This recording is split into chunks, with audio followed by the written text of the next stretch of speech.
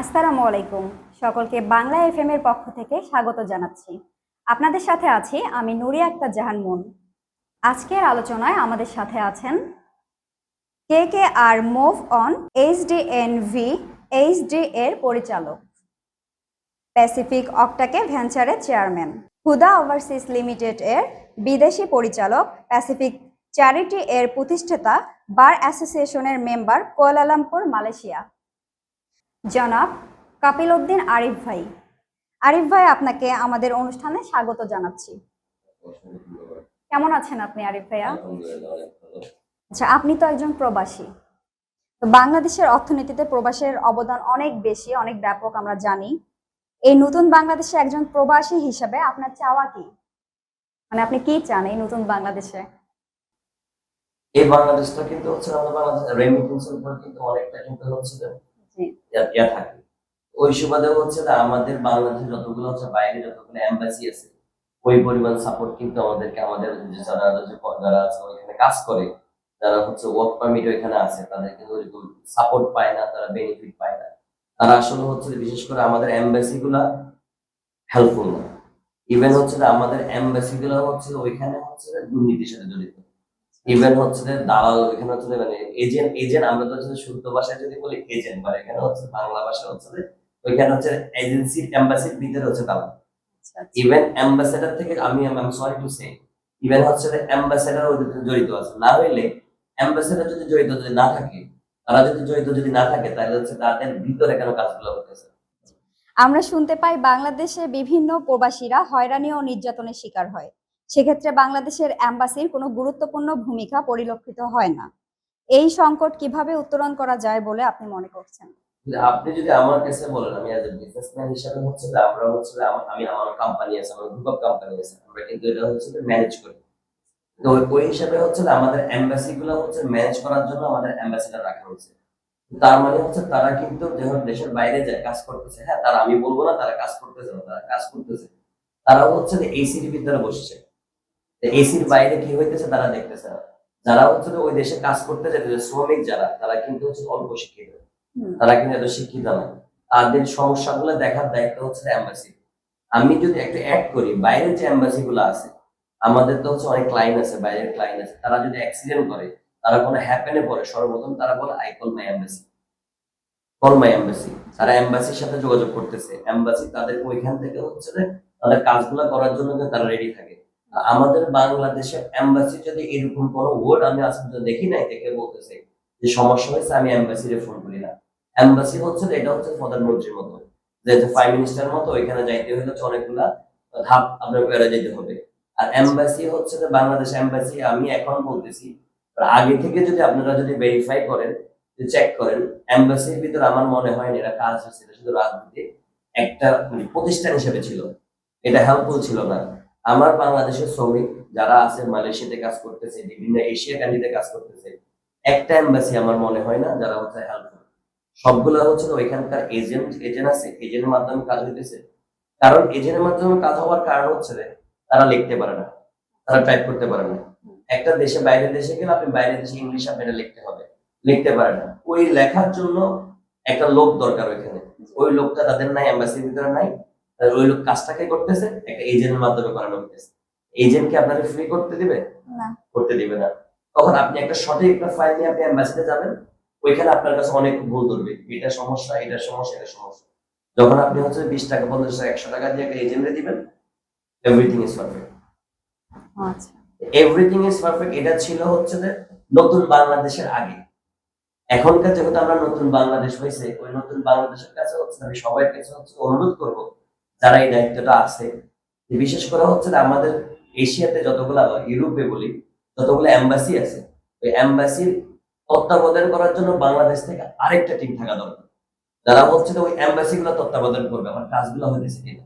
আমি একটা জিনিস অ্যাড করি, যেটা হচ্ছে যেটা আগে দেখতাম, আমাদের অনেকগুলো শ্রমিক কিন্তু অনেকগুলা জেলখানায় আছে, অনেকগুলো হচ্ছে মালয়েশিয়া অনেকগুলা জেলখানায় বলে এরা আছে এখন। এরা কিন্তু হচ্ছে এরা কিন্তু টিকিটটা পাইলে এরা চলে আসতেছে, ওই টিকিটটার ভিতরে কিন্তু একটা এজেন্সি আছে, ওই টিকিটটা কন্ট্রোল করতেছে বাংলাদেশ একটা এজেন্সি। তার মাধ্যমে টিকিটটা কাটতে হবে, তার মাধ্যমে কাটার পরে তারপরে লোকটা দেশে আসতে হবে। এটা কিন্তু এই যে বাংলাদেশ এম্বাসি দেখতেছে না, এটা তো হচ্ছে ওই এজেন্সির কাজ না, এটা বাংলাদেশ এজেন্সির বাংলাদেশ এম্বাসির কাজ। বাংলাদেশ এম্বাসির ভিতরে আমরা যেরকম কোম্পানি আছে, আমাদের হচ্ছে CEO, managing director, manager, assistant manager, accountant, HR, same তো হচ্ছে যে একটা এম্বাসির হচ্ছে ডিপার্টমেন্ট আছে, তাদের দায়িত্ব ভাগ করা আছে না। আমি এই পর্যন্ত কোনো এম্বাসিতে দেখি না, বিশেষ করে আমাদের বাংলাদেশ এম্বাসি গুলা এই কাজগুলো করতে। যদি আপনারা যদি বলেন নতুন বাংলাদেশে আমাদের কি, আপনি কি করতে পারবেন, নতুন বাংলাদেশ হচ্ছে যে যারা বাংলাদেশের জন্য কাজ করবে অ্যাম্বাসেডার হিসাবে, তাদের কিন্তু আগে যে লক্ষ্যে কাজ করছে ওই লক্ষ্যটা চেঞ্জ করতে হবে। তারা মানুষের জন্য কাজ করতে হবে, তাদেরকে ওইখানে বসানো হয়েছে, তাদেরকে ওইখানে রাখা হয়েছে, সরকারের টাকা দিয়ে রাখা হয়েছে ওই মানুষগুলো সাহায্য করার জন্য, ওই মানুষগুলোর পাশে দাঁড়ানোর জন্য। আমরা যারা ওইখানে বিজনেস করতেছি, বড় বড় বিজনেস করতেছে, তাদের পিছে না। আপনি যদি খেয়াল করে দেখবেন, তারা হচ্ছে বিজনেসম্যানের পিছে কোনো অর্গানাইজ কোনো অনুষ্ঠান হইতেছে, ওইখানে যাইতেছে। আর কোথাও কোথাও একটা আমার যে একটা ফ্যাক্টরি আজকে সমস্যা হয়েছে, ওইখানে আমার এমবাসি লোক যাওয়া দরকার, ওইখানে যাই নাই। একটা দাওয়াত করছে, ওইখানে কিন্তু আমার এমবাসি লোকরা আছে। এইটা যদি আমাদের বাংলাদেশ, যদি নতুন বাংলাদেশ চেঞ্জ করতে পারে, আলহামদুলিল্লাহ। শুধু মালয়েশিয়াতে না, প্রবাসের যে কোনো দেশে যদি আমাদের এম্বাসির লোকদেরকে, অ্যাম্বাসেডারদেরকে মনিটর করার জন্য যদি আরেকটি টিম রাখা হয়, তাহলে আমার মনে হয় নতুন বাংলাদেশ যেভাবে আগাবে, আমার মনে হয় বাইরে আমাদের দেশটা চলে হচ্ছে রেমিটেন্সের উপরে। আর যারা দেশের বাইরে আছে, তারা দেশে অনেক ভালোবাসে, তার জন্য কিন্তু দেশের বাইরে যারা কাজ করতেছে, তাদের দেশের জন্য রেমিটেন্স পাঠাইতেছে। কিন্তু রেমিটেন্স পাঠানোর ভিতরে তারা কিন্তু ডিমান্ড করতেছে না, তারা কিন্তু তাদের ফ্যামিলিটারে টেক কেয়ার করার জন্য, তাদের লাইফকে উন্নত করার জন্য তারা কিন্তু দেশের রেমিটেন্স পাঠাইতেছে। ওই রেমিটেন্স দিয়ে কিন্তু দেশ কিন্তু অনেক ভালো উন্নত হইতেছে। কিন্তু আপনি যদি দেখেন, আমি যদি অ্যাড করি, বাংলাদেশ এয়ারপোর্ট কোনো প্রকার সার্ভিস পাইতেছে না। ইভেন তারা যখন দেশে আসে, তাদের হচ্ছে তুচ্ছভাবে হচ্ছে যে তাদের ট্রিট দেওয়া হয়। ইভেন হচ্ছে যে তারা, আমি জানি আপনি এ ক্যাটাগরি, বি ক্যাটাগরি করতেছেন, কিন্তু আমি যদি বাংলাদেশ এয়ারপোর্টটাই হচ্ছে এই ক্যাটাগরি থাকার দরকার, যারা হচ্ছে ফরেনার, তাদের জন্য। কারণ তারাই কিন্তু হচ্ছে সবচেয়ে বেশি কিন্তু আসা যাওয়া করে। আর যারা এখানকার ভিআইপি, যারা এখানকার হচ্ছে কোটিপতি, তারা কয়বার আসা যাওয়া করে। তো এই জিনিসগুলো বাংলাদেশ এয়ারপোর্টের, বিশেষ করে হচ্ছে যে কাস্টম ডিপার্টমেন্ট, তারপরে হচ্ছে ইমিগ্রেশন ডিপার্টমেন্ট, তারা যদি একটু, যদি আমার কথা হচ্ছে এত ভালো দরকার নেই, আপনি হ্যাপিলি কথা বলেন, তারা আসছে, তাদেরকে হয়রানি না করেন। আমি একটা কথা বলি, আমি কিন্তু দীর্ঘ 12 বছর পরে কিন্তু বাংলাদেশে আসছি। আমি কিন্তু সত্য কথা, বাংলাদেশে আসার আমার ইচ্ছা ছিল না। কারণ হচ্ছে সবকিছু হ্যাপেন মিল। আর আজকে যদি ফেনীর যদি এই জিনিসটা না হইতো, আমার মনে হয় আমি লেটে আসতাম। বাট আমি আসার পরে হচ্ছে যে আমারও তারা অনেক কোশ্চেন করতেছে। তো আমি যখন একটু রুডলি ব্যবহার করছি, তখন কিন্তু এরা আমার কিন্তু হচ্ছে okay sir, everything is okay. আমি যখন সফটলি যখন ব্যবহার করতেছি, তারা কিন্তু আমার সাথে রুডলি ব্যবহার করছে। আর যারা যারা যারা যারা আমাদের যারা কর্মী, যারা হচ্ছে ফরেন থেকে আসতেছে এখানে, তারা কিন্তু হচ্ছে ওই এক্সপিরিয়েন্স তাদের নাই, ইমিগ্রেশনে কিভাবে কথা বলবে। এরা একটা একটা অফিসার দেখে তারা সম্মান করতে চায়, কিন্তু বাংলাদেশের অফিসার সম্মানটা নিতে জানে না।